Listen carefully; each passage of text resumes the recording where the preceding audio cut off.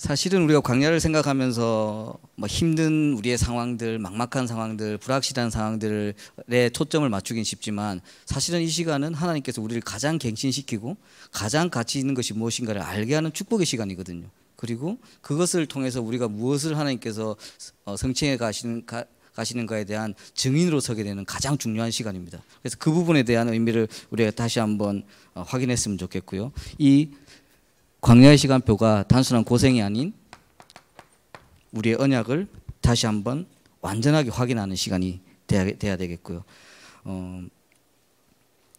사실은 뭐 이스라엘 민족이 여러 가지 사건들과 역사 속에서 있는 모습들, 또 여러 불신앙적인 모습들을 보면서 이스라엘 민족들은 왜 저렇게 하나님이 축복하시고 이끄는데도 불신앙하고 우상에 빠지고 여러 가지 인본주의에 빠질까를 우리는 비판할 수 있지만 그것이 적나라한 우리 모습입니다. 그리고 어떻게 보면 이스라엘 민족들은 하나님께서 예수 그리스도를 통해서 이 언약을 완성하시고 우리에게 가장 설명하기 위해서 그 설명을 위한 선택한 백성들이었죠.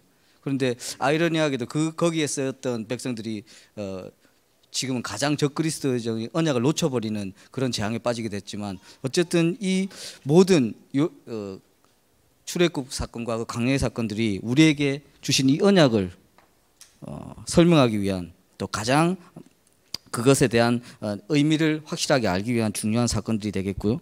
그 광야의 시간은 또 우리를 완전하게 인도하심에 대한 내용이 있습니다. 그리고 제일 중요한 부분 중에 하나는 저는 기적 중의 기적이 이 광야의 40년이라는 시간이겠죠.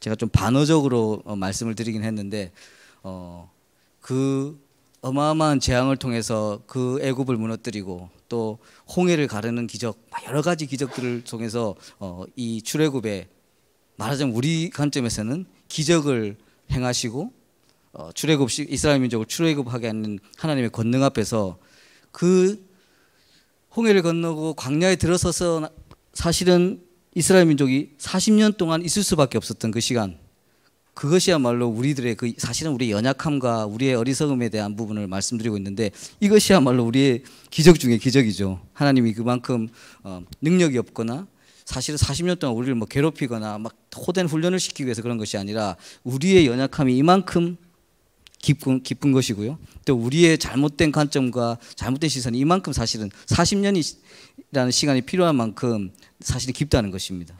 어떻게 보면 광야의 시간표, 저희들은 지금도 이 광야의 시간표를 지나가고 있으면서 우리가 가지고 있는 진짜 기준과 진짜 관점과 우리의 진짜 믿음이 무엇인가를 다시 한번 확인하는 시간이 돼야 되겠고요. 그런 관점에서 보면 코로나라는 시간표는 오히려 그것을 더 확인할 수 있는 중요한 시간일 수도 있는 것 같습니다. 그전에는 집회에서 막 모이고 예배에서도 모이고, 그나마 저는 또 이 다민족 교회는 코로나랑 상관없이 그래도 막 활기 있게 이렇게 진행되는 모습들이 있는데, 사실은 뭐 임마누엘 뭐 서울교회라든지 부산교회라든지 뭐 예언교회라든지 큰 교회들은 굉장히 그런 것들이 눈에 확연하게 뭐 10%밖에 못 오고 막 이러니까 많은 사람들이 그냥 흩어져서 예배를 드리는데, 이 시간표가 어떻게 보면 얼마만큼 자기가 우리야 모임과 물론 모임을 통해서 같이 예배를 통해서 막 하나님 주시는 큰 은혜와 권능도 있지만 한 명 한 명이 어떻게 이 언약 속에서 서게 되는 중요한 시간표인가. 그리고 우리가 이제는 비대면 시대가 무작정 좋은 건 아니지만 지금 시간표에서 우리 시간표에 진짜 237을 향해서 가기 위해서 또 진짜 전 세계에 있는 많은 사람들하고 소통하기 위해서는 비대면이 답일 수는 있잖아요. 근데 그만큼의 그러면 비대면을 위해서 얼마만큼 우리가 뭐 줌을 잘 할 것인가 뭘 할 것인가 그런 기술을 뭐 이렇게 나중에 알게 되는 것도 중요하겠지만 얼마만큼 그것이 비대면을 통해서 전달될 만큼 우리의 누림과 우리의 컨텐츠가 있어야 되는가, 그것을 또 가지는 중요한 시간표일 수도 있습니다. 그래서 이 부분을 우리의 강야의 시간표를 잡고 우리 인도를 받아야 되겠습니다. 그래서 본론에 이 강야의 시간표가 우리에게 어떤 시간표로 우리에게 주신지를 다시 한번 성경적으로 찾아보면요, 사실 우리가 애굽 속에 있다는 것은 우리가 노예되어 있던 부분, 우리가 속국되어 있고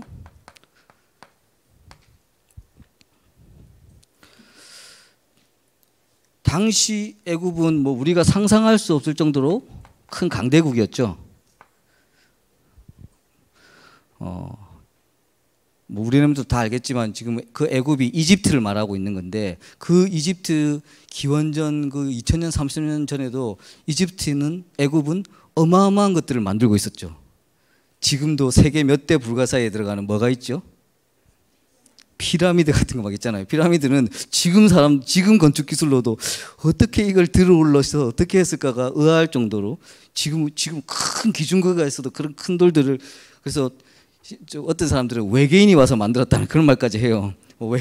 그 정도로 사실은 지금 우리 기술로 봐서도 힘든 그런 것들이 만들어진 어떻게 보면 진짜 기술도 뛰어났겠고 어마어마한 사람들이 동원됐겠고 어마어마한 막 여러 가지 인력들이 동원돼서 그런 일이 했겠죠.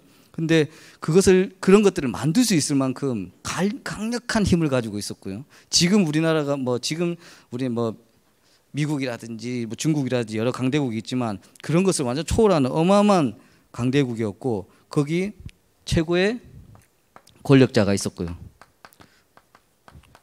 말하자면 그때 왕은 파라오라고 해가지고 거의 신격화되는 그런 신격화된 어마어마한 권력자들이 거기 있었는데 사실 이것이 우리가 말하는 우리 세상을 말하고 있거든요.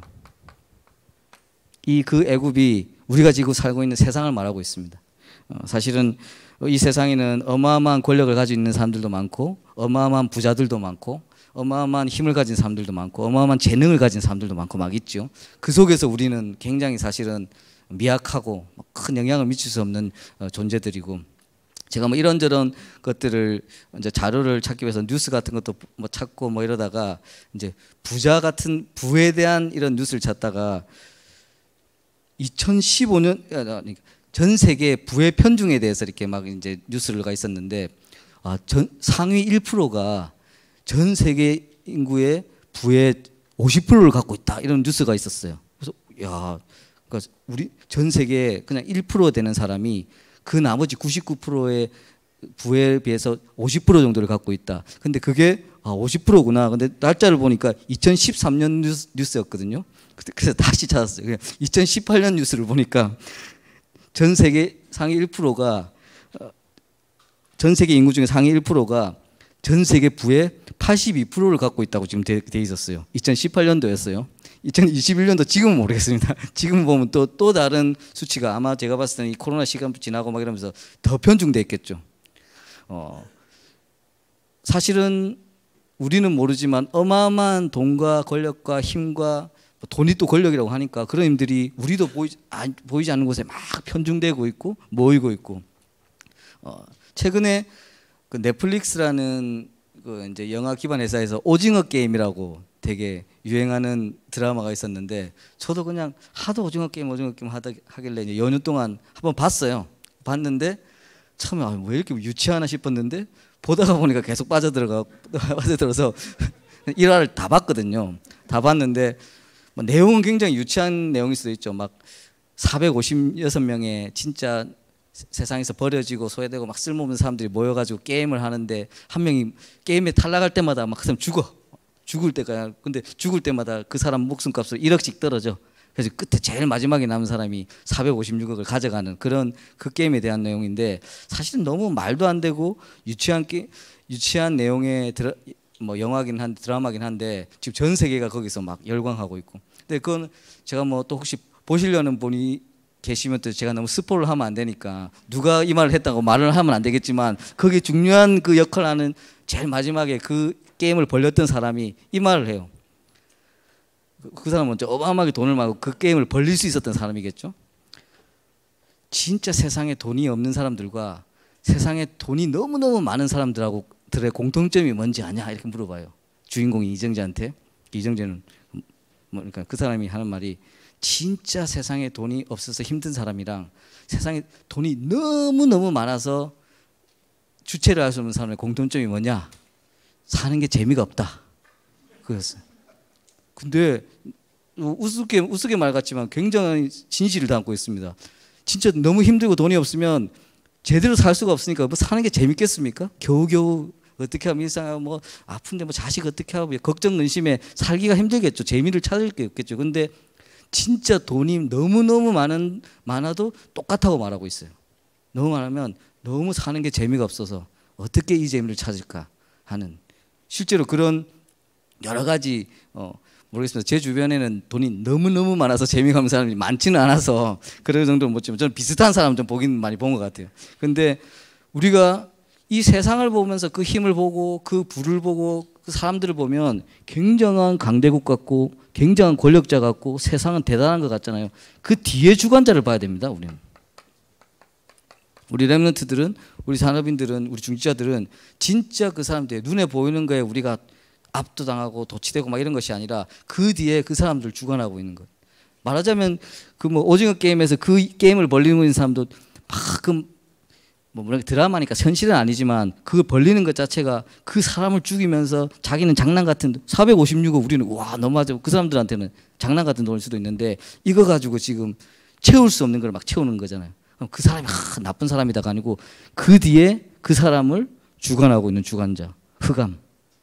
그 파라오 막 신격화돼가지고 있는 그 파라오도 결국 죽음 앞에서는 아무 힘도 없는 그냥 연약한 존재일 뿐인데 그 잠깐 동안에 잠시 막 이런 것들이 전부인 양 우리가 살고 있는 것이죠. 그것들을 깨뜨리는 중요한 증거 중에 하나가 10가지 재앙이었습니다. 출애굽하기 전에 10가지 재앙이 있었고 사실은 뭐 하나님께서 단번에도 막 애굽을 쳐가지고 뭐 나중에 뭐 장자를 죽이는 이거부터 시작해서도 할 수 있었지만 10가지 재앙 뭐 나일강을 피로 문드리고 뭐 파리가 나오고 막 개구리 오고 뭐 파리 막 전염병 계속 한 단계 한 단계 가잖아요. 근데 그게 자세히 보면 그 전 하나하나가 애굽에 있던 우상과의 전쟁이었거든요. 나일강이야말로 그 문화를 이집트의 문화를 얘기하고 생명줄이라고 얘기하고 거기에는 뭐 오시리스라는 중요한 신이 거기 있고 그런 것들을 깨뜨리는 그런 전쟁을 막 하신 겁니다. 그런데 웃긴 거는 처음에는 바로왕도 막 강팍해가지고 나일강이 막 피로 물들으니까 술객들 애국에도 마술사 막 뭐 이게 단순한 마법인 줄 알고 그런 사람들 불러서 대처하라 막 했잖아요. 근데 그 대처가 너무 웃긴 게 피로 물들인 거 다시 물로 물들인 게 아니라 지도 딴 데 가서 물을 피로 물들여. 그리고 저기 막 개구리가 막 나오는 게 있을 때도 다시 술객들도 뭐 개구리가 만약에 모세가 나오게 했으면 없애야 되잖아요. 그게 아니고 다시 지네들도 막 개구리를 나오게 해. 두 번째 재앙까지는 따라해요. 그 술객들. 세 번째부터는 못 따라해요. 세 번째부터 첫 번째, 두 번째까지는 막 따라하고 술객들도 하니까 근데 그게 뭐 사실 건설적인 일도 아니고 좋은 일도 아닌데 그 정도까지 흉내만 내다가 하나님께서 세 번째 우상, 네 번째 우상을 깨뜨리기 시작하면 절대 이 부분을 나중에 술객도 따라하지도 못하고 점점 이게 단순히 보이는 것이 아니라 사람들에게도 영향을 미치는 이런 전쟁, 우상과의 전쟁을 계속 벌여 나가시는 거죠. 지금 우리의 영적 싸움도 이런 내용이거든요. 아까 이 세상 우리가 세상을 영적 눈으로 보지 못하고 그냥 현실적으로 보면 너무나 막 대단한 사람들, 너무나 부러운 사람들, 여기서 내 목표 좋은 이런 거에 막 도취되어 있으면 진짜 우상을 보지 못합니다. 여러분 이런 사람들일수록 이런 거에 잡혀 있어요. 이런 거에 힘을 가진 사람일수록 이런 거에 끌려갈 수밖에 없고 이런 걸 가지려고 노력하는 사람일수록 그런 거에 끌려갈 수밖에 없고 여러 가지 우상. 뭐 우리는 지금은 되게 다른 것들이 막 눈에 보이는 것들이 우상이 된 것이 아니라 오히려 눈에 보이는 것들도 우상화되어 있거든요. 더 물질이 중심이 되어 있고 막 보이는 것 육신이 중심이 되어 있고 이런 것들이 굉장히 지금은 가치관과 세계관의 전쟁으로 이것을 깨뜨려 나가는 과정이 출애굽의 역사 속에 있었습니다. 그랬을 때 이 강대국이 있고 이 10가지 재앙 속에서 우상과의 막 영적 전쟁을 벌인다고 했을 때 우리가 잡아야 되는 가장 중요한 축복은 6월절의 축복이죠. 10번째 재앙. 문설주에 피를 바르고 원래 문기둥에만 바르는 게 아니라 양쪽 하나 둘 세 군데를 바르는 게 그때 하나님 명령하신 부분이었어요. 말하자면 세면에 좀 십자가를 표현했다 이런 말도 있는데 어쨌든 거기에 어린 양의 피를 받았을 때 그 어린 양의 피가 예수 그리스도를 말하는 것이고 우리에게 주신 구원을 말하고 있습니다.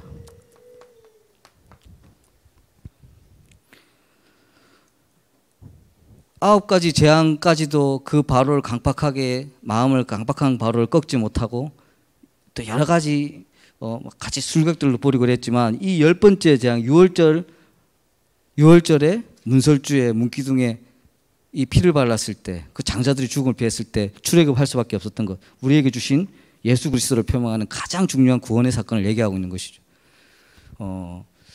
제일 뭐 출애굽에 할 수 있는 중요한 사건이라고도 할 수 있겠지만 우리가 신앙생활을 하고 또 우리가 앞으로 이 영적 전쟁을 하는 세상 속에서 하는 과정 중에서 가장 중요한 부분입니다.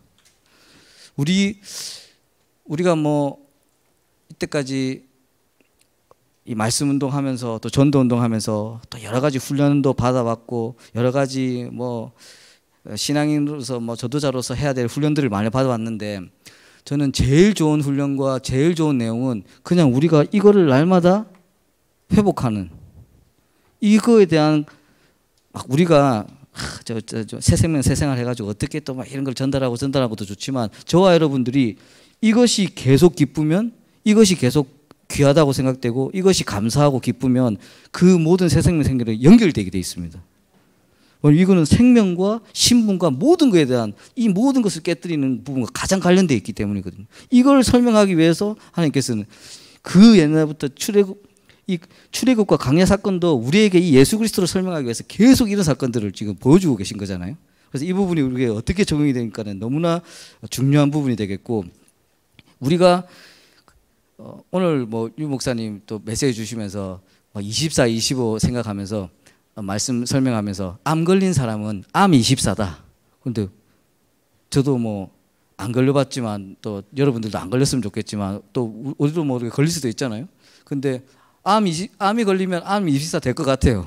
왜냐하면 이게 이제 곧 나를 이제 어떻게 이걸로 통해서 내가 곧 생명을 잃을 것 같으니까 이 부분에 대한 뭐 웬만하게 담배 못 끊는 사람도 폐 안 걸리면 끊더라고.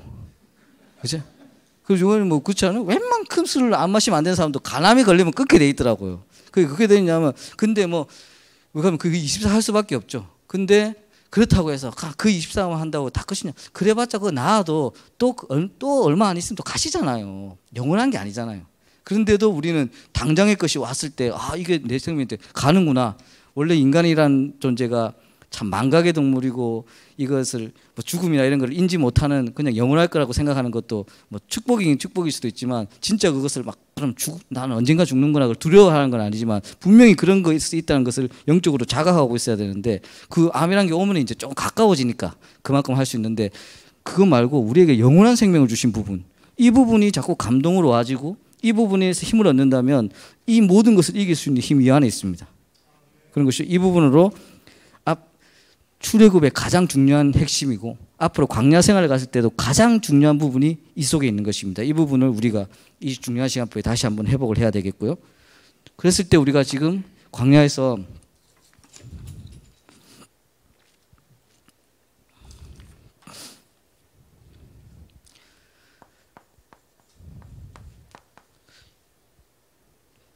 분명히 우리는 그 어마어마한 강대국을 또 바로 저 왕을 무너뜨리고 홍해 기적을 보고 나왔는데 이때부터는 이제 모든 것이 축복받아 우리가 생각하기에는 편안해야 되고 축복받아야 되고 막 그래야 되는데 강력한 벽을 하나 만납니다.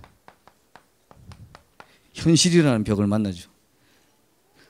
우리가 신앙생활도 마찬가지예요. 우리가 진짜 우리도 알지도 못하게 잡혀있던 어마어마한 우리 가문을 보고 우리 가정을 봤을 때 진짜 이 근본 원인이 이거였구나. 내가 어쩔 수 없이 여기서도 알지 못하게 정말 죽어가고 진짜 고통받을 수밖에 없었던 근본 이유가 이거였구나. 예수 그리스도를 통해서 구원을 딱 받았어요. 그 구원을 받았는데 그렇다고 해서 그 다음날 눈 떴는데 모든 게 다 해결되어 있는 게 아니에요. 그렇잖아요. 그것도 사실은 하나님의 우리를 위한 가장 우리를 사랑하시는 또 인격적으로 우리 소통하시는 방법 중에 하나예요. 예를 들면 우리가 막 이런 고통 속에 문제 속에 있다가 내가 이제 무속인이다. 만약에 무속인이 된다. 그래가지고 오늘 구원은 절대 아닌데 예를 들자면 그 신을 탁 받아가지고 오늘 완전히 유월절 같이 완전히 막 구원받듯 예수님 영접하듯이 이 신을 딱 영접했는데 그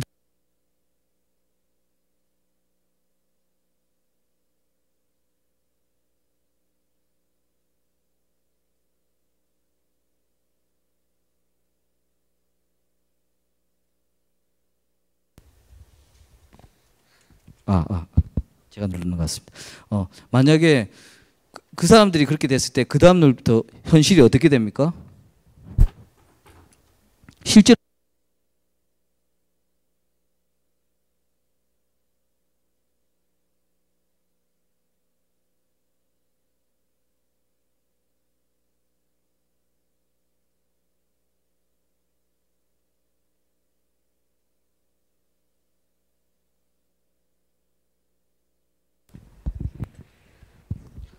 그 사람들은 진짜 현실이 바뀌어 있거든요. 그 다음날부터 진짜 더 보이고, 그 다음날부터 진짜로 들리고, 그 다음날부터 하라는 대로 하고, 그 다음날부터 오는 사람들 막 바로 아픈데 막 문제 있는 거 보이고, 현실이 달라져요. 그래서 불신자들도 전 보러 갈 때는요, 신 받은 지 얼마 안 된 사람 찾아가요. 왜냐면 신발이 세거든. 막 보이는 게 다르거든, 이 사람들이. 근데 사단은 그런 거 받아들였을 때 어마어마한 힘을 주는 듯하게 보이고 여러 가지 신비한 거를 주고 내가 막 거기 도취될 만한 거 여러 가지 주고 나서 그걸 계속 주면서 평안한 걸로 인도하냐. 그게 아니고 살금살금 가져가죠. 살금살금 가져가고 살금살금 나도 모르게 난 죽어가고 살금살금 병들어가고 나도 모르게 이제 더 안 하고 싶은데 내 자식한테 이것도 가야 되고. 사단의 방식이죠. 이 어마나 유월절을 해가지고 나왔으면 확 나오자마자 하나님께서 우리 막 배불리 먹이고 막 오자마자 애굽에서는 있을 수 없었던 막 여러 가지 호사를 누리게 했으면 좋겠는데 아니 현실은 애굽에 있을 때보다 더 나빠. 더 춥고 더 배고프고 막 이거 뭐야 이거 막 드디어 이스라엘 민족들이 여러 가지 불평과 불만을 하기 시작하죠. 근데 이 사실을 다 보면요, 분명한 우리의 한계들을 느낄 수밖에 없는 현장인 것이고요. 그리고 이 한계는 저절 있는 것이죠. 있는 것인데 이 부분이 그냥 한계 속에서 우리에게 있는 여러 가지 노예 본성들, 우리가 받은 교육들, 우리가 접했던 문화들은 다 여기에 속해져 있는 부분인데 이 광야 속에서 우리가 단순히 고생하는 시간이 아니라 진짜 가치 있는 것이 무엇인가를 발견하는 시간입니다. 여러분 만약에 아까 무속인들이 현실이 달라졌듯이 만약에 예수 믿으면 우리가 전도해가지고 자 여러분 예수 믿으세요. 예수 믿으시면 당신 병도 바로 낫고 예수 믿으시면 이제 사업하던 거 지금 안 되죠. 힘드시죠. 예수 믿으세요. 해결되고 자식 문제 때문에 너무 힘드나. 물론 예수님도 병든 자를 고치기도 하시고 또 우리가 예수님 그때 우리 집안에 뭐 저주와 재앙이 물러나가면서 그런 것들이 회복되는 증거들은 따라오길 수도 있습니다. 하지만 그게 메인이 아니에요. 그게 메인이 아니고 그것을 통해서 우리가 진짜 가치로 무엇인가를 계기는 될 수 있어도 우리의 진짜 가치와 우리의 진짜 기준은 정말 이 현실 속에서 하나님의 진짜 가치를 발견하는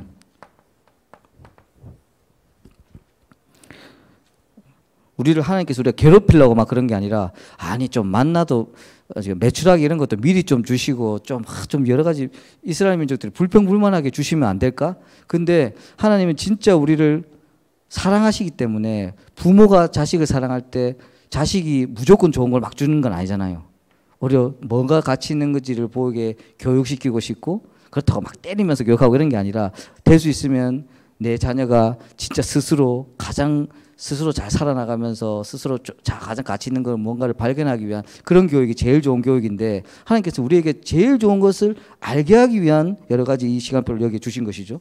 그 속에서 지금 그랬을 때는 단순히 우리가 잘 먹고 잘 살고 이스라엘 민족같이 나와가지고 배고프다 목마르다 뭐 춥다 이렇게 할 수밖에 없어요. 저와 여러분도 그렇게 할 수밖에 없습니다.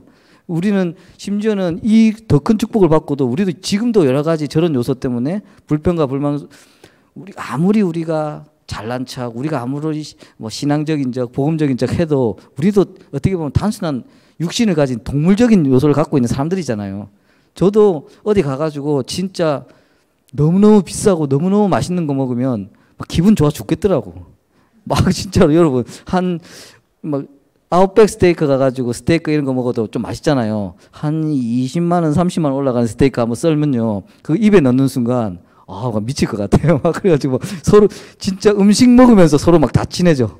그래서 그거 막 서로 막 돈독해지고 막 소중한 추억이 되고. 근데 가서 생각해 보면 진짜 우리 입에 들어가는 거 하나가 이렇게 맛있어도 우리는 여기 이렇게 기뻐하고 즐거워하고 의미를 두고 이런 존재인 것이죠. 그게 나쁘다가 아니라 그렇다고 그러니까 스님처럼 뭐 고기도 먹지 말고 뭐 해라 이런 걸 수행하란 말도 아닙니다. 진짜 가치가 무엇인가를 하나님 알기 원하시는 것이고, 그래서 시내산에서 우리에게 율법과 계명을 주신 것이죠.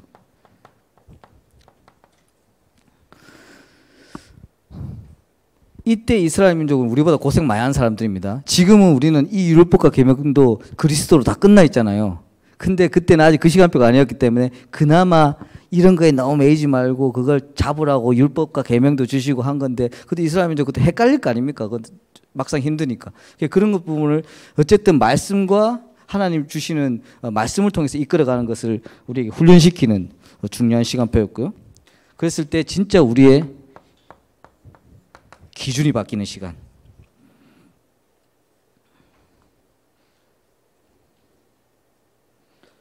진짜 축복이 무엇인가, 또 진짜 하나님께서 우리를 원하신 게 무엇인가, 이거를 발견하는 게 사실은 가장 중요한 부분이고, 이런 것을 하나님 우리에게 굉장히 많은 것을 요구하는 게 아니에요. 니네들 가서 세계복음을 하고 전 세계에서 나가고 막 이런 부분들이 뭐 우리에게 또 우리 교회 막 부흥시키고 막 이런 부분들을 요구하고 계신 것이 아니라 단순히 우리가 어떤 기준을 가지고 어떤 눈으로 보는가가 제일 중요한 사건으로 우리에게 지금 계속 이 광야 시간표에 있는 거거든요. 그 가장 그 사건이 12정탐꾼 사건이잖아요.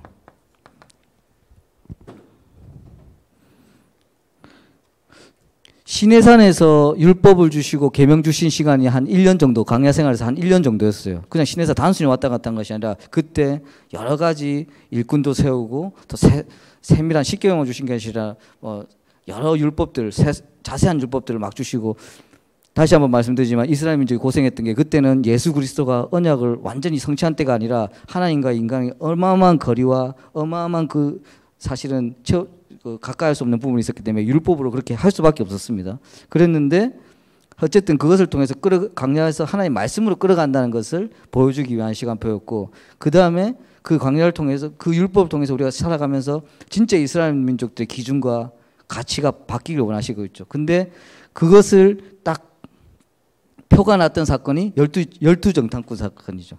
12정탐꾼이 가나안도 보고하고 보고를 했을 때 2명 빼고는 부정적인 보고를 했죠. 그 2명이 누구예요? 여호수아와 갈렙이죠. 여호수아와 갈렙 빼고는 10명이 그러니까 대다수가 부정적인 불신앙적인 보고를 하고 불신앙에 빠져가지고 막 울고불고 난리가 났죠. 근데 여호수아와 갈렙만, 근데 보통 정탐꾼을 뽑을 정도면 우리가 어설픈 사람들 안 뽑잖아요. 그나마 그래도 우리가 12명을 보내려면 각 분야든지 아니면 그만큼 전문가들을 뽑아가지고 가서 한 명만 보면 좀 편파적일 수 있고 좀 너무 주관적일 수 있으니까 그래도 12명이나 보내가지고 상세하게 보라 이 말이죠. 근데 2명 빼고는, 여호수아와 갈렙만 빼고는 10명이 벌써 부정적이라기보다는 정확하게 말하면 현실적인 합리적인 얘기를 한 거죠. 합리적인 얘기를 했는데 이때부터 12정탐꾼 사건 이후로 광야 생활이 38년이에요. 12정탐꾼이 답내고 나서 40년 동안의 중에 38년이 저때 시작되는 거예요. 그래서 이때부터 이 38년 동안 나중에 이게 끝날 때까지 이만큼 12정탐꾼이 불신앙에서 벌을 내렸다가 아니라 그 시선과 그 기준이 바뀌는 시간이 38년이었다고. 하지만 여호수아와 갈렙은 미리 보고 있었죠. 그렇기 때문에 나중에 가나안도 여호수아와 갈렙만 들어갈 수 있었던 거예요. 하나님 째짜다 이런 게 아니라 하나님께서는 이 모든 걸 통해서 우리에게 지금 이 언약을 설명하시려고 그런 거죠. 이런 부분이 사실은 저 10정탐꾼이 저 불신앙의 사람이었구나. 여호수아와 갈렙만 진짜 믿음의 판단을 했구나. 여러분들이 지금 현장에 나가면 10명일 것 같습니까? 2명일 것 같습니까? 여러분 진짜 솔직하게 딱 가서 우리도 모를 수도 있지. 우리도 사실 모를 거예요. 우리도 뭐 불신한다고 일부러 불신하는 거 아니잖아요. 우리가 보고 느끼는 대로 말할 뿐이지. 그리고 좋은 뜻과 좋은 마음으로 말하는 거지. 우리가 못되게 해야지 하는 게 아니잖아요. 열정당꾼이 야, 근데 우리 다 야, 막 우리 늦게 가게 해야지. 그게 아니고 빨리 가려고 보니까 이게 안 되겠거든. 그 말이잖아요. 근데 이럴 수밖에 없는 것이 가장 근데 이 기준이 바뀌기까지. 근데 똑같은 사실이었지만 여호수아와 갈렙이 좀 미리 본 것. 현실을 본 것이 아니라 진짜 하나님의 권능과 하나님이 우리 이끌어 나가는 그 이유를 본 것. 그 하나가 40년이라는 시간을 차이를 나게 만드는 것입니다. 이것이 우리에게 정말 적용되는 중요한 시간표였고, 어떻게 보면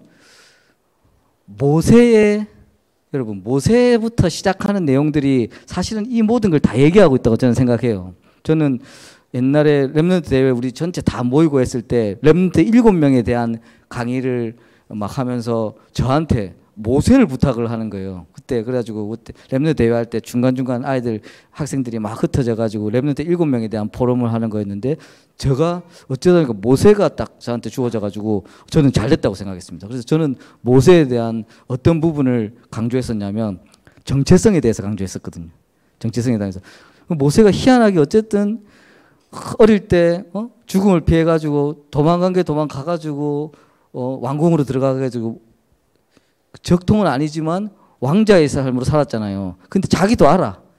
자라면서 알게 됐겠죠. 자기는 여기에 속하지 않았다는 거를. 그런데 또 어머니한테 언약을 전달받아가지고 전달받긴 했는데 또 이쪽에서도 속한 것도 아니고.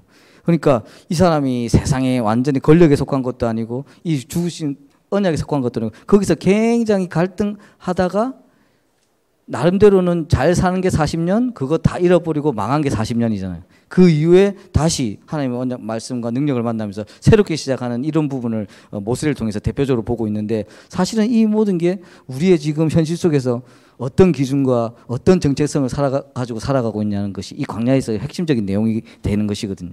그랬을 때 이제는 여리고를 무너뜨리고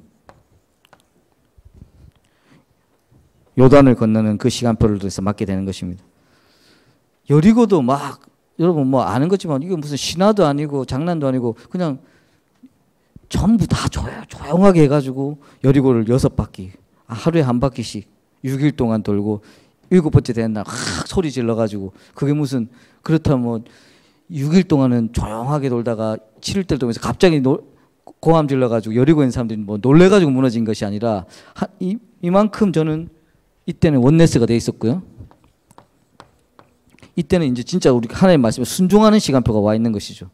그러니까 그 전에 분명히 12정당권이 처음 보고하고 됐을 때 정도 상황이라면 돌면서 분명히 몇 명은 얘기했을 거야. 이거 뭐 하는 짓일까? 그러면서 굳이 이렇게 이런 분명. 근데 중요한 거는 전체가 어린아이부터 어른까지 조용하게 돌았잖아요.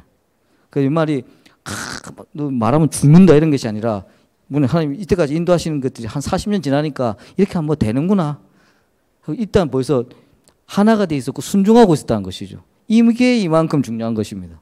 그래서 이 기준과 이 현실 속에서 어떤 가치를 보고 어떻게 우리가 말씀에 이제 순종하는 것 자체가 이거 간단한 거 하는데 40년 걸렸습니다. 우리가 말씀 운동 우리가 지금까지 인도하신 걸 우리가 유광수 목사님이나 우리 또 귀한 전도자들이 표현하면서 걸어온 30년, 걸어갈 30년 표현하시죠.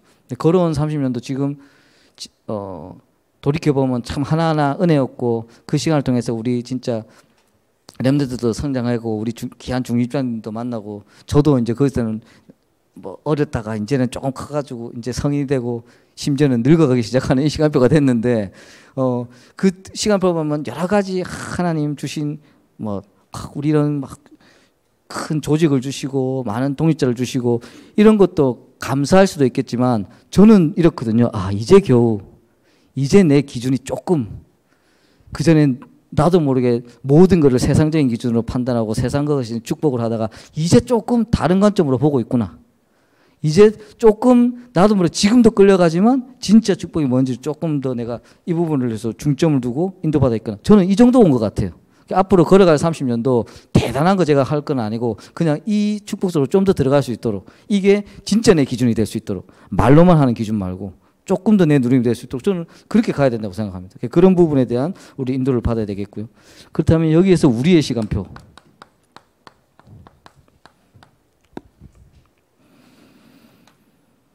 자, 이제 우리는 본격적으로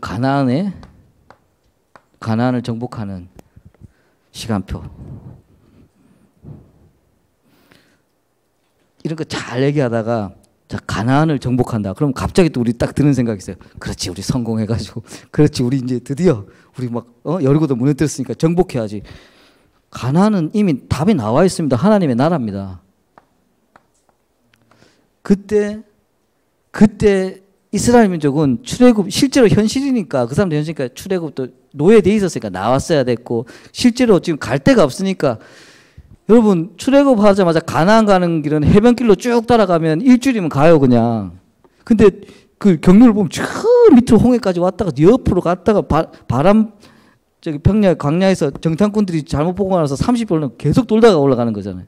그런데 그래서 이제 나중에 가나안 들어갔을 때 그때는 그 사람들한테는 역사적인 사실이고 하나님께서 우리에게 언약을 주신 부분이지만 우리에게는 하나님의 나라로 끝나 있는 겁니다. 여기서의 뭐 성공, 여기서 우리 렘넌트가 물론 여기서도 뭐 좋은 대학 가고 좀 많은 영향을 미칠 수 있는 힘을 가지면 좋기는 좋겠지만 그게 우리의 목표가 아닌 것이죠. 그래서 하나님의 나라를 정말 주신 이 부분을 가지고 계속 우리가 우리의 교회와 우리의 가정과 우리의 삶이 어떻게 이미 주신 걸로 해서 더 가까워가면 진짜 저와 여러분들 감사해야 돼요. 저와 여러분들은 이 이스라엘 민족보다 사실은 더 불신앙적이고 더 불평불만이 많은 사람일 수도 있는 게 왜 그러냐면 우리가 연약한 것도 있지만 사단은 또 다른 방식으로 공격하거든. 사단은 또 다른 방식으로 여러분한테 다른 걸 주입하고 있어요. 또 다른 우상 게임, 또 다른 가치관과 세계관을 계속 절대 사단이 만만치 않습니다. 지금 우리가 이거를 사실은 이 시간표가 지나면 저게 더 명확하게 보여야 되는데 절대 저게 명확하지 보이지 않게 사단은 여러 가지 방식으로 우리를 공격하고 있고 또 문화를 통해서 계속 다른 것을 보게 만들고 다른 것을 계속 젖어 있게 만든 것이죠. 이런 부분에 대한 우리의 시간표는 이 광야를 통해서 이미 완전하게 주신 그래서 이스라엘 민족들이 그 가나안을 무너뜨렸구나.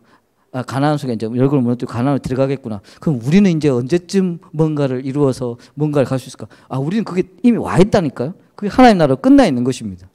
그래서 이 부분을 통해서 우리가 계속 이것이 실제 우리의 가치가 되고 실제 누림이 돼야 되는 것이고 우리도 모르게 뭐가 성공해서 뭐가 잘 되어서 이 부분이 뭐가 인정을 받아서 영향을 주고 이게 됐으면 드디어 우리가 가나안에 들어가는구나 이런 기준으로 보고 있는 것이죠. 물론 그 부분은 두 번째 세 번째 본론에서 말씀드렸지만 그게 필요 없다는 것이 아니라 그보다 더 중요한 것은 우리의 시간표는 그 사이에 우리의 틀을 바꾸는 것이죠. 이 광야의 시간표가 우리의 시간표, 지금 우리 코로나 시간표, 시간표, 앞으로 걸어갈 30년 복합적으로 다 생각했을 때 우리의 지금 이 광야의 시간표는 뭐냐면 우리의 틀을 바꾸는 시간입니다. 틀을 바꾸자? 그래, 옛날 이건희 회장님이 마누라하고 자식만 빼고 다 바꿔 막 이런 틀을 막 바꾸는 것이 아니라 진짜 우리의 마음과 생각을 바꾸는 것입니다.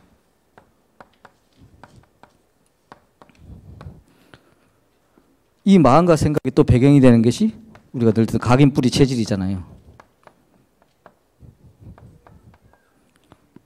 우리 각인 뿌리 체질이 아직도 여기에 있고 아직도 불평하는 현실에 있으면 우리의 시간표는 계속 더 길어지겠죠. 그리고 이미 가나안을 다 주시고 했는데 그 부분이랑 동떨어진 생활을 할 수밖에 없는 것이고 이 부분이 정말 우리의 가정과 우리 산업의 틀이 돼야 되는 것이고 이거를 가장 사실은 우리 마음과 생각과 또 우리 가정과 우리 산업과 우리 교회가 이 틀로 맞추기가 사실은 굉장히 쉬운 일 같지만 쉽지가 않거든요. 그래서 표대로 주신 것이 전도와 선교예요. 전도와 선교는 저와 여러분들에게 가장 하나님 주신 가나안의 축복으로 가기 위한 방향으로 주신 거예요. 니네들 꼭 전도해야 돼. 너희들 성공해가지고 선교해야 돼. 헌신해야 돼. 헌금해야 돼. 이 말이 아닙니다. 그렇기 때문에 우리의 40년 동안 이 바뀌기 힘든 걸 통해서 하나님께서 바꿔나가시면서 이미 완성하신 부분을 들어가시듯이 지금 우리의 시간표는 이 완전한 가나안 이미 주신 가나안의 응답을 가지고 그 속에서 진짜 우리의 마음과 생각이 바뀌어 나가는 것. 여러분 아까 오징어 게임도 말하고 돈이 권력자 말하는 거 있잖아요. 또 빗대어 말해가지고 그럼 아까 목사님 말했을 때 아주 돈 없는 사람들은 또 세상이 힘들어서 세상이 재미가 없고 힘들고 그럼 돈이 너무 많은 사람들은 그럼 거기서 너무 많으니까 뭐 풍족해서 공허하고 힘이 없고 그럼 우리 중산층 정도로 살면 되겠네요. 그럼 중산층 정도 살고 그냥 무사안일하게 별일 없이 편안하게 살면 그게 좋은 게 아닌가? 일단 첫 번째 무사안일하게 살 수도 없을 뿐더러 만약에 돈으로 끝나는 거면 돈으로는 다 해결되지. 적당히 있으면 되겠죠. 분명히 사단은 그 외에 다른 부분들을 건드릴 게 없는 우는 사자와 같이 보는데 여러분 보면서 아니 여러분 아니고 세상 사람들 보면서 얼마나 빈틈이 많겠습니까? 저거는 돈은 많이 적당히 벌어도 잠만 못 자게 해도 얘는 죽어요. 우울하게 좀 만들어. 뭐 좀 해. 신 좀 내려. 여러 가지 다양하게 사람 따라 맞춤 서비스 다양하거든요. 그런데 뭐 우리는 돈 많이 써 돈을 써 그거는 매여 있는 거는 1단계. 그래 돈에 매여 살아라. 돈 조금 근데 뭐 어떤 면에서는 그럼 그 단계를 벗어나서 그런 거마저도 없어. 교회 믿지도 않는데 참 뭐 모든 게 전에도 제가 그런 예를 한번 들었던 것 같은데 어떤 TV 프로 갔는데 옛날에 밥 먹으라고 강호동하고 찾아가서 왜 집에 가서 밥 한 끼 줍쇼 있었는데 거기 본 가정 중에 제가 야 이렇게 완벽한 가정이 있을 수 있는가 그 제가 예전에 봤다고 했잖아요. 그래서 저는 그 가정을 보면서 처음에는 저런 가정에는 도대체 뭘로 전도를 해야 될까 그러면서 분명히 숨겨진 뭐가 문제가 있을 거야 있었으면 좋겠다라는 생각을 하게 됐는데 너무 완벽해서 쌤나는 건 아니지만 근데 있었으면 좋겠다고 하는 제 이유가 왜였냐면 만약에 저래가지고 진짜 저렇게 편안하게 살다가 갔을 때 그것만큼 비극이 어디 있습니까? 아니요. 진짜 우리 하나님 나라에 축복이 있고 영원한 것이 있다면 그것만큼 비극이 어디 있어요. 차라리 뭐가 아프고 정신병이 들고 막 뭐 해가지고 뭔가 다른 게 있다는 것을 알기라도 하고 치도라도 해보는 거 봐야지. 만약에 쭉 가다가 아무 후가 없이 그냥 했다면 훌륭하고 편안한 삶이었을지 몰라도 저는 우리의 주신 하나님의 나라와 영원한 생명을 영적인 영원한 생명을 봤을 때는 제일 불쌍한 사람 같거든요. 그럴 기회조차 없었던 사람. 그렇게 따지면 또 저 오지에 그렇게 고생하면서도 완전 복음 한 번도 못 듣는 그러니까 모든 사람들이 다 똑같이 불행한 거예요. 그렇잖아요. 그런 것처럼 우리의 전도와 선교는 우리의 마음과 생각을 지키고 우리의 산업과 우리의 가정과 이런 것들이 가장 가야 될 방향 속에 우리에게 주어진 것입니다. 이 광야의 시간표 속에서 지금 코로나 시간표 여러 가지 시간표에서 우리가 이것을 다시 한번 분별하고 확인하는 시간표가 되겠고요. 그랬을 때 하나님과 저와 여러분과 우리 귀한 사명자들이 또 이 귀한 영사만들이 이유를 발견하는 시간이거든요. 이거에 대한 목표 역시 확실하고 이것 때문에 진짜 우리의 틀과 마음의 생각이 해야 되구나 아니고 당연히 그런 쪽으로 방향이 잡힌다면 이때는 이유가 생기죠.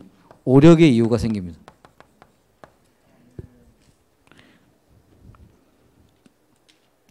하나님은 진짜 그러니까 하나님께 우리가 정직하자는 게 하나님 우리가 거짓말 절대 하지 마자 이런 것이 아니라 제가 봤을 때는 진짜 이게 내 마음인가가 하나님 하나님 앞에 정직할 수 있는 가장 내용이라고 생각하거든요.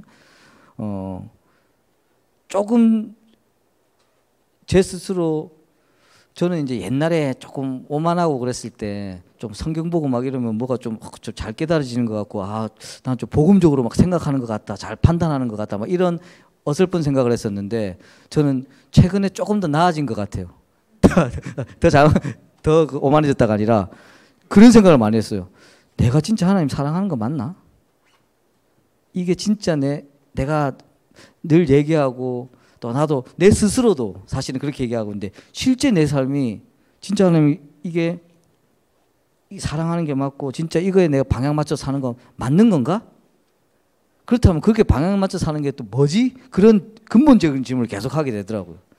그리고 그랬을 때 사실은 거기서 제가 막 뭘 더 할 것도 내가 뭐 갖춰야 될 것도 이런 것이 아니라 그랬을 때 나는 어쩔 수 없이 저도 세상적이고 육신적이고 그럴 수밖에 없고 연약할 수밖에 없는데 그때 다시 제가 그냥 전도 선교에 진짜로 만약에 내 마음이 가는 부분에 내 마음의 중심을 준다면 이 부분이야말로 내가 조금이라도 하나님 사랑한다는 표현을 할 수 있는 그 상황으로 가는 거구나. 그래서 다시 이 부분으로 약간 회복하기도 하고 그런데요. 진짜 이 부분에 대한 이유 있는 오력. 이것이 왜냐하면 이것이 되어지고 나면 여러분들이 세상을 보는 관점, 인생을 보는 관점, 후대를 보는 관점이 달라져 있거든. 이 관점쯤 되면 하나님이 이제 조금 우리에게 많은 것을 조금 사명을 주시기도 하고 우리가 그렇게 좋아하는 오력을 주시기도 해야 되는 것이죠.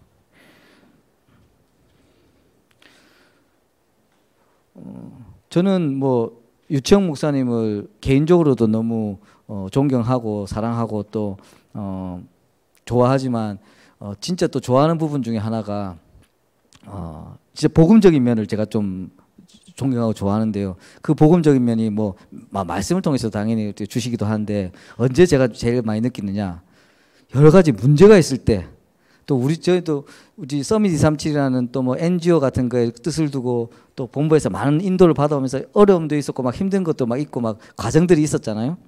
심지어는 그 NGO가 지금 없어졌어요. 본부가 이렇게 개편한다고 그러면서 없애라고 그래가지고 지금 그렇게 나름대로는 마음을 두고 막 했던 부분이 아예 그냥 싹 사라져 버렸어요. 더 광야로 가는 듯 했으나 저는 더 이제 축복을 잡고 있는데, 그런데 그럴 때마다 유치영 목사님을 만나가지고 뭐 여러 가지 얘기하면 제일 제가 많이 듣는 무슨 대화를 하면 가장 많이 듣는 목소리, 괜찮다, 아무 문제 없다. 계속 그 말씀을 계속 하세요. 그 뭐 아니 형님 아니 목사님 그게 아니고 이렇게 하죠. 괜찮다, 아무 문제. 속이 터지려고 그래요 처음에는. 아니 정말 지금 내가 그 말씀이 아니고 저도 아는데 그게 아는데 했는데 늘 그때 하시면 결론은 그 자 또 들어주시고 결론은 또 그거 괜찮다. 환장하게. 근데 저는 12정탐꾼 중에서 그 2명의 대답이라고 생각해요. 그리고 저도 나름대로는 한복음적으로 생각하는 놈이라고 좀 자부를 좀 하고 있었는데 그 괜찮다, 아무 문제 없다 해서 못 당하겠더라고. 근데 결국 그렇다고 뭐 유치영 목사님 아무 생각이 없어서 괜찮다 하신 게 아니잖아요. 더 큰 걸 보고 자고 있을 때 저도 모르게 여기에 내가 마음을 뒀으니까 이렇게 중심을 가지고 가는데 형 이게 잘못된 거 아닙니까? 합리적인 얘기를 하고 있어요. 그것도 괜찮다 이러니까 맥 빠지고 막 이러는데 알고 보면 그게 더 사실은 이 관점으로 보고 계시는 것이죠. 그리고 이런 관점이 됐을 때는 이제는 다른 것이 좀 더해져도 돼요. 왜냐하면 이거 가지고 이쪽으로 갈 거니까. 그러니까 이런 부분들이 지금 우리의 시간표가 진짜 하나님이 우리의 오력이 필요한 이유, 그리고 이 부분에서는 하나님 앞에 우리의 마음과 생각이 가장 정직해지면서 우리 축복을 보는 관점, 잘 됐다 못 됐다 관점. 그러면 유치영 반대로 말하면 유치영 목사님이 문제가 있을 때 괜찮다 아무 문제 없다고 했을 때 또 반대로 말해가지고 진짜 어마어마한 일들이 생겼다. 그때도 이 말씀 하셔야 돼요. 괜찮다. 아무 문제 없다 이렇게 해야 돼. 그때 이제는 좋다 이러면 또 안 되죠. 그런 것처럼 여러 가지 이 부분이 이미 우리의 관점이 바뀌어졌을 때 진짜 우리에게 필요한 오력들이 지금 주어져야 되고, 왜냐하면 우리 한 명 한 명 이제 이 누리는 건 괜찮은데 진짜 죽어가는 생명들 우리가 나가야 되잖아요. 나가고 여러 가지 관점으로 이제 이것들에 대한 실현을 해야 되기 때문에 거기에 맞는 힘들이 필요한 것입니다. 결론을 드리자면 우리 전체 산업인과 우리 중직자들이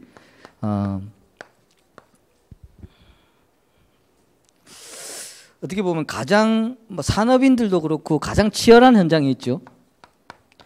그렇기 때문에 가장 분별하는 축복을 누려야 되겠고, 가장 그 분별이 딴 것이 아니라 무엇이 가치 있는가를 가장 분별하는 사람이 사명자가 돼야 되고, 가장 이것을 누리는 자가 돼야 되겠고요. 그게 결국 남은 자거든요. 우리 레먼트들은 이미 남은 자로, 또 우리 산업인들은 더욱더 치열한 현장 속에서, 치열한 현실 속에서, 치열한 막 경제의 막 이 전쟁터 속에서 더욱더 우리는 남은 자로 서야 되겠고, 여기서 이 내용을 가지고 우리가 영적 싸움과 영적 전쟁을 해 나가야 될 것입니다. 이번에 와서 보고 드리고 막 할 때도 사실은 여기서도 우리 막 뭐 저 되어진 것들 뭐 이렇게 뭐가 해서 뭐 진행이 됩니다, 뭐 합니다. 그런데 저는 이번에 너무 완벽한 시간표 같아요. 아까 제목을 광야의 시간표로 저 지금 지은 것도 별 보고할 게 없어서 지금 그렇게 지었다고 했잖아요. 그리고 너무 막막하기도 했고, 그런데 심지어는 유청 목사님과 또 저와 또 기도해 주셨던 서밋 237이라는 그릇도 없어질 만큼 그랬는데, 감사하게도 제 마음과 생각이 억울하거나 힘들거나 절망스럽지가 않았어요. 그냥 굉장히 편안하더라고요. 이상하게요. 왠지 모르겠지만 편안했고, 이거 없어지는 과정에서도 오산에 와서 유청 목사님 만나서 점심 식사하면서 상의도 드리고, 처음에는 조금은 이제 저도 좀 유청 목사님한테는 좀 투정도 하고 싶고 막 그래가지고, 이거 없어지는 게 말이 되냐 말했을 때, 그때도 뭐 여지없이 괜찮다, 아무 문제 없다 들어가지고 맥이 빠지곤 했었는데, 하지만 그 맥 빠지는 그때는 사실 맥 빠지는 게 아니라 저도 그 편안함이 있었는데, 그 사이에 또 여러 가지 사건들이 지금 일어나고 있고, 또 굉장히 예비되었던 산업인들과의 또 만남들 막 이렇게 좀 주고 계십니다. 그게 또 안 되고 나서 더 돈 있고 뭐 큰 사람을 만나겠다, 이 말씀 드리는 게 아니고요. 근데 더 제가 봤을 때는 더 이것으로 갔을 때는 더 이유 있게 하나님이 이끌어 가신다는 게 제가 좀 느껴지거든요. 그러니까 점점 더 담대하고 점점 더 평안해지긴 해요. 그러고 나서 만약에 다음번에 또 유청 목사님이 어느 시간표 보내줬을 때, 그때는 또 우리가 좋아하는 된 것들 갖고 얘기할게요. 근데 그 사이에 내가 뭐 이런 게 좀 됐습니다. 근데 그런 것들은, 왜냐하면 우리는 뭐 그것도 얘기하면 좀 뭐 그걸로 우리가 감동받고 다는 아니지만, 그때 우리가 중요한 거는 이 현실 가운데 이 마음과 생각과 갖고 있을 때 이유 있는 오력을 줘서 그런 내용들로 다시 나가야 된다는 것을 말씀드리기 위해서 아마 전달해드리지 않을까 싶습니다. 우리가 우리의 현실을 보고 우리의 모습을 봤을 때는 여러 가지 연약하고 막막한 수밖에 없지만, 이럴 때일수록 긍정적으로 생각하라는 것이 아니라, 좋게 생각하라는 것이 아니라, 진짜 하나님이 주신 진짜 가치와 축복이 무엇인가를 분별하고 그것을 누리고 있었는데 이미 끝난 싸움으로 가는 것들. 어떻게 보면 이 이스라엘 민족들이 반복적으로 하던 실수, 반복적으로 하던 실패보다 우리는 훨씬 더 확실한 언약을 붙잡고 있고, 훨씬 더 완전한 증거 속에서 우리가 인도받고 있습니다. 그렇기 때문에 더욱더, 물론 그때 아까도 말씀드렸지만 그럴수록 사단은 더 교묘하게 우리를 공격하고 있지만, 그렇기 때문에 우리는 더욱더 분별하면서 완전하신 축복을 누리고 있을 때는 더욱더 분명한 이유 있는 인도를 받으면서 축복을 이어나갈 수가 있겠죠. 그리고 이것들이 모세에서부터 여호수아 갈렙 후대에 이어지면서 이것이 성취되듯이 우리 귀한 산업인들과 렘넌트에게 전달되어서 이 일이 성취되는 응답 속으로 진행되어야 될 것입니다. 이 일에 저와 여러분들이 가장 증인되기를 축복드리고요. 또 우리의 시간표가 가장 이 축복 속에 있음을 깨닫는 시간표가 되게 하시고, 또 다음에 우리가 다시 이 말씀을 나누고 이 자리에 섰을 때 이것이 얼마나 사실적으로 성취되어서 이 단계를 가지고, 지금은 막막했는데 뭐가 이번에 왔을 때는 뭐가 생겼습니다, 이 말씀을 드리는 것이 아니라, 이 내용을 가지고 또 우리는 우리의 언약의 여정 속에서는 어떤 단계까지 계속 가야 될 것인가를 축복을 나누는 축복의 여정이 될 것입니다. 이 일을 위해서 여러분들이 정말 유익 있는 오력에 회복되는 증인이 될 수 있도록 축복드리겠습니다. 하나님, 우리의 현실은 정말 강야와 같이 막막하고 힘들 수밖에 없고, 우리는 그 속에 이스라엘 민족과 같이 불평하고 정말 연약한 모습을 보일 수밖에 없겠지만, 하나님께서 주신 완전한 축복, 영원한 축복을 정말 분별하고 그것을 누리는 축복의 증인 될 수 있도록 우리를 인도하여 주시옵소서. 정말 우리가 다른 것이 기준이 되고, 정말 세상이 주는 것과 혼란스러운 것이 기준이 되는 것이 아니라, 하나님 주신 완전한 것이 우리의 정말 기준이 되게 하시고, 하나님께서 완전한 것이 우리의 누림이 되게 하시고, 이 증거 가지고 내 자신과 정말 현장과 세상을 살리는 일에 증인될 수 있도록 축복하고 인도하여 주시옵소서. 이 모든 말씀 살아계신 예수 그리스도 이름으로 기도드렸습니다. 아멘.